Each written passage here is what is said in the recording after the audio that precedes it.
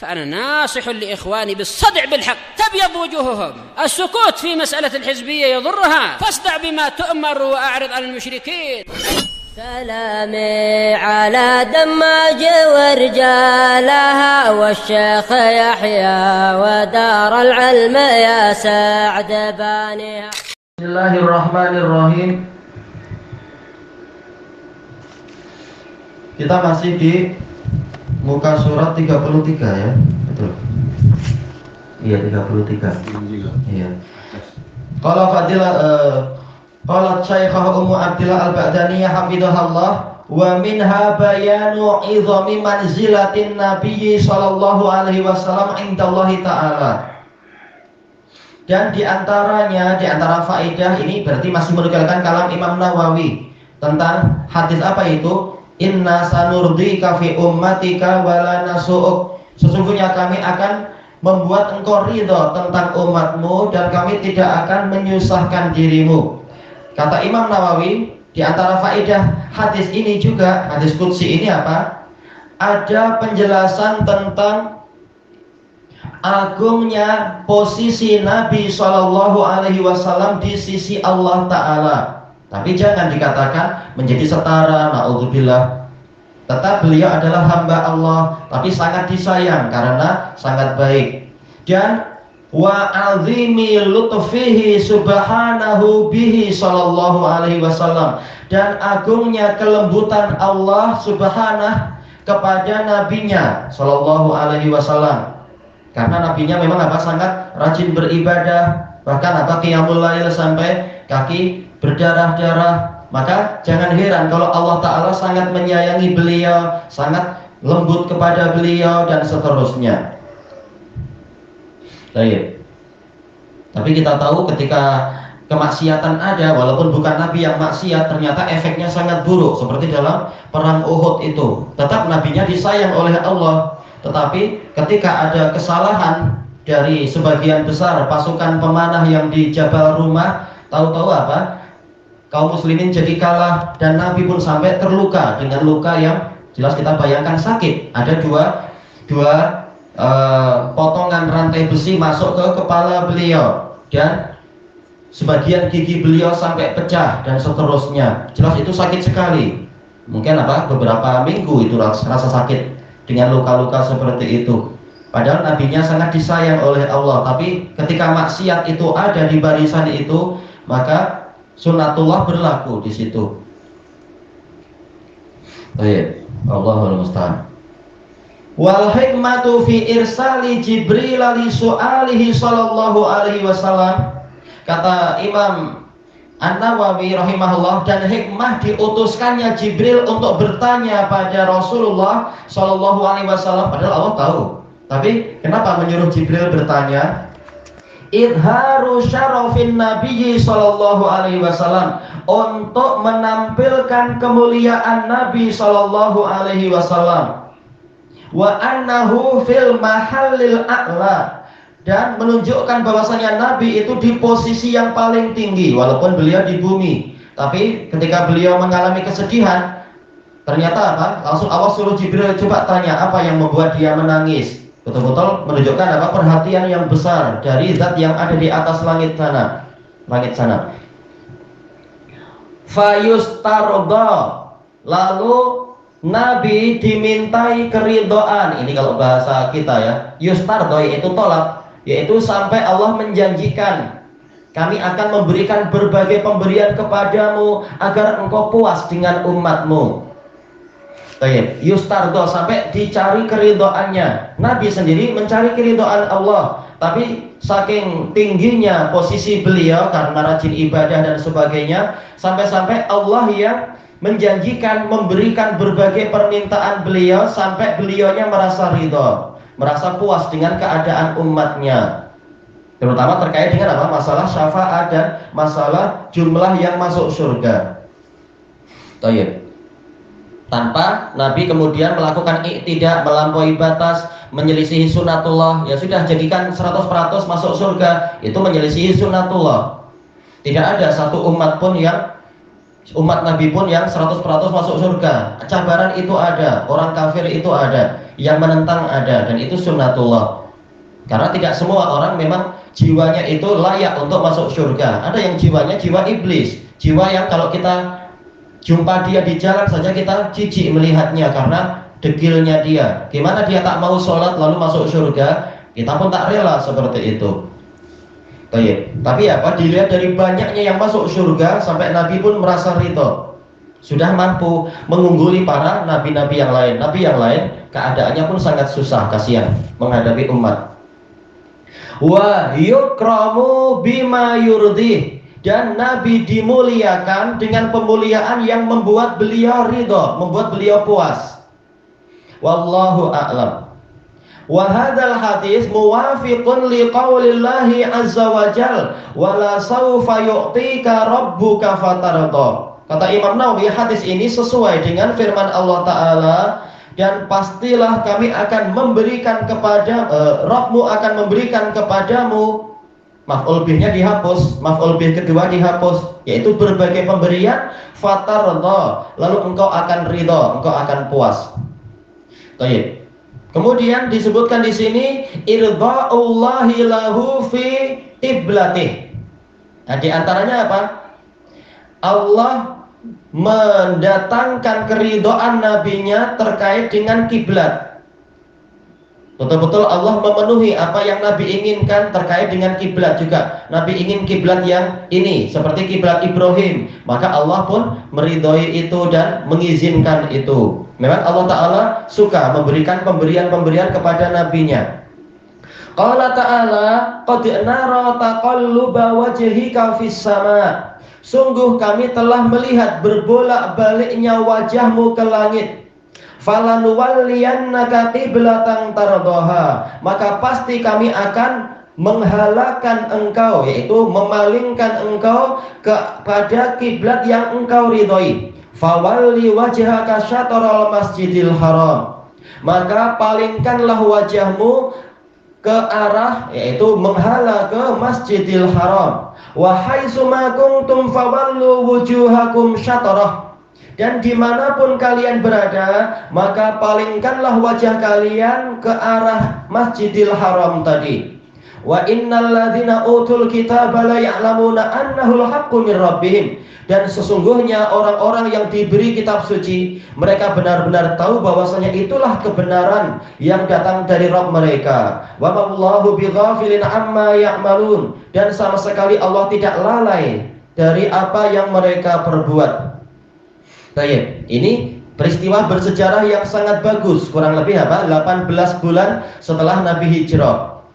Allah berfirman menceritakan peristiwa selama ini. Qad nara taqalluba wajhika fis sama, sungguh kami telah melihat. Qad dengan fi'il mudhari biasanya adalah untuk apa? Li taklil, terkadang, tetapi di sini maknanya adalah li tahqiq, pasti.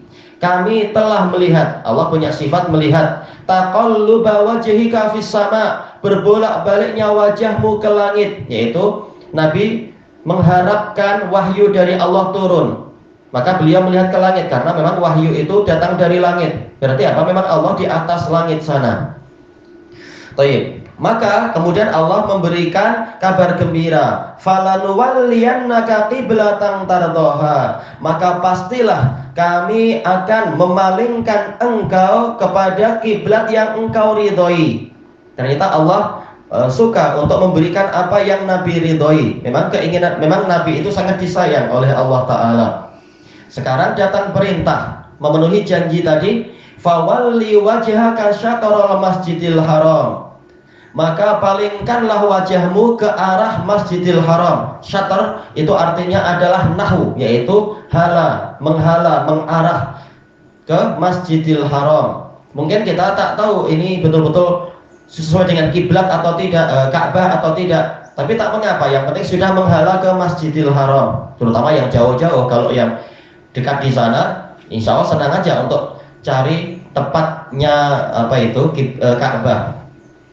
Tak boleh ke arah kanan atau kiri, sementara dia tahu Ka'bah ada di hadapan dia.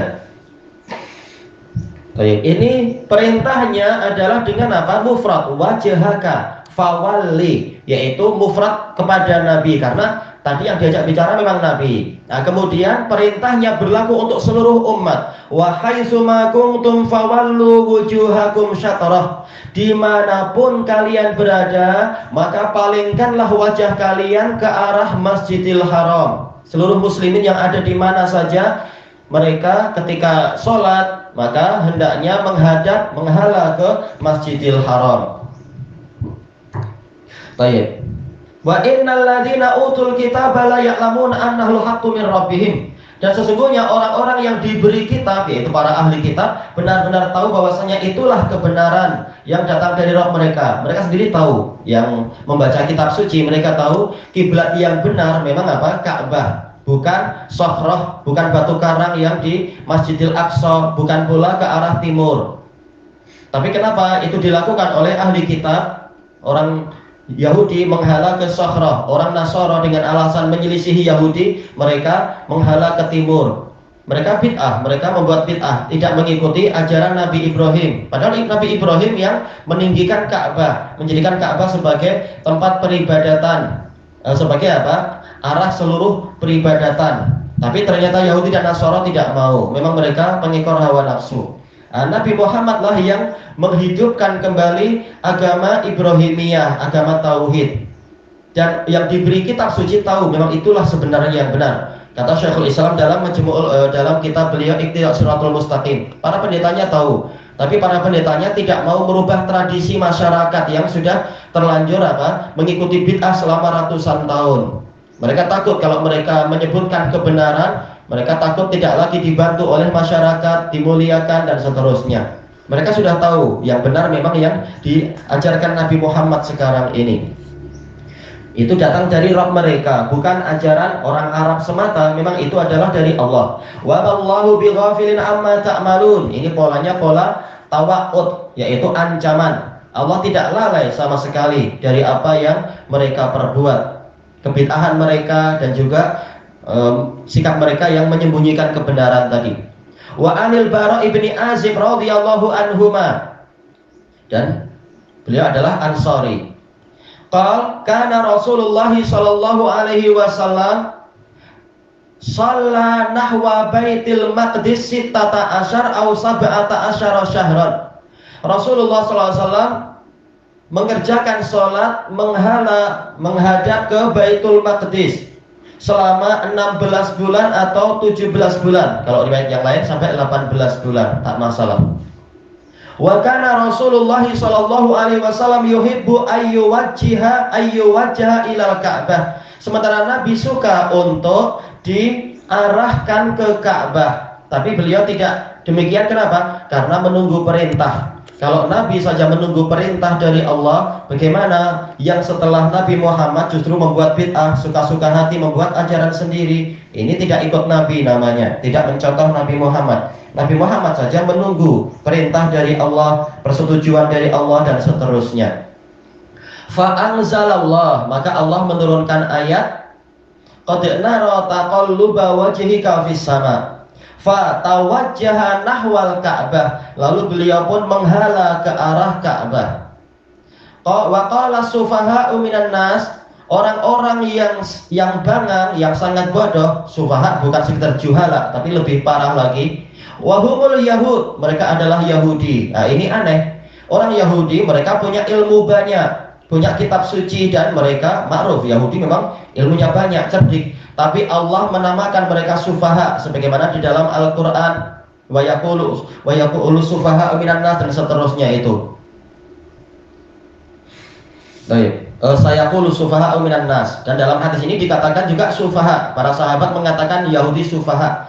Ini menunjukkan semata-mata tahu banyak ilmu, tapi kalau tidak diamalkan, hakikatnya mereka adalah orang jahil.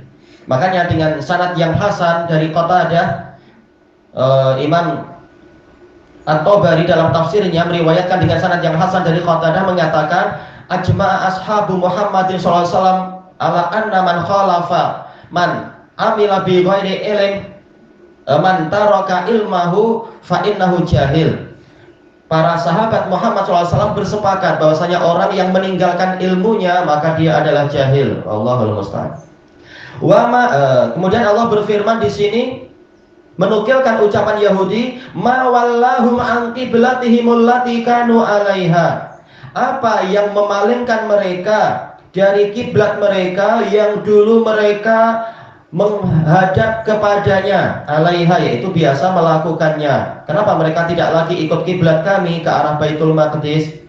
Maka Nabi disuruh menjawab, qul lillahil masyriqu wal maghrib. Katakan kepada mereka, hanya milik Allah lah, yaitu arah timur dan barat, yaitu ke arah manapun itu milik Allah. Terserah Allah mau menghala kemana. Agama itu di tangan Allah, bukan di tangan pendeta-pendeta kalian.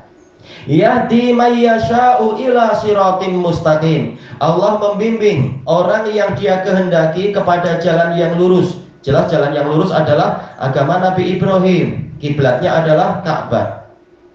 Fa shalla ma'an nabiyyi sallallahu alaihi wasallam rajul. Lalu ada seseorang yang sholat bersama Nabi sallallahu alaihi wasallam. Sholat apa itu? Yaitu sholat duhur. Kalau tidak salah di sebagian riwayat, sholat duhur di mana? Masjid Nabawi. Mengikuti apa? Yaitu semula menghala ke kiblat, menghala ke Masjidil Aqsa, kemudian berpindah ke Masjidil Haram. Dan ini adalah masjid pertama yang memiliki dua kiblat, yaitu apa? Masjid Nabawi. Summa kharaja ba'da ma shalla.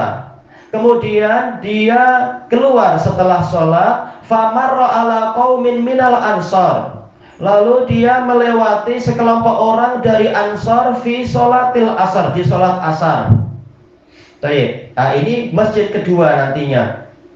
Kalau tidak salah adalah apa? Masjid Quba. Anda agak terlupakan. Yang untuk sholat asar yang dijumpai pertama kali adalah Masjid Quba. Pertama kali oleh sahabat itu.